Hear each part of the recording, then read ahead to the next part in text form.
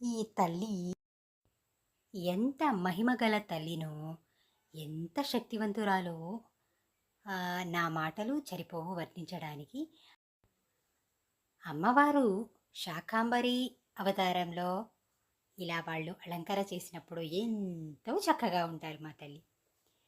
అంటే ఈవిడనే కాదు, ప్రతి గ్రామంలో గ్రామ దేవతలు ఎంత శక్తివంతులో వాళ్ళు వాళ్ళ వాళ్ళ ఊరి పొలిమేరల్లో ఎంత సెక్యూర్ చేస్తారో అది వాళ్ళని భక్తి శ్రద్ధలతో ఆరాధించి నమ్మేవారికే తెలుస్తుంది.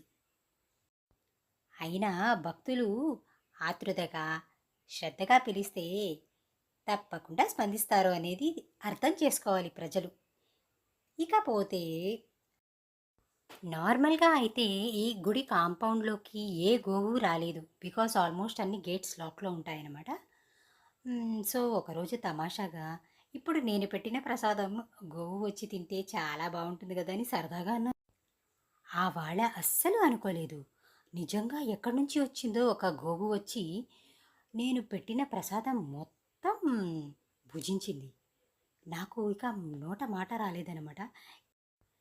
ఇలాంటి వింత విన్యాసాలు భలేగా చూపించారు నాకు అమ్మవారు. శ్రీమాత్రే నమః.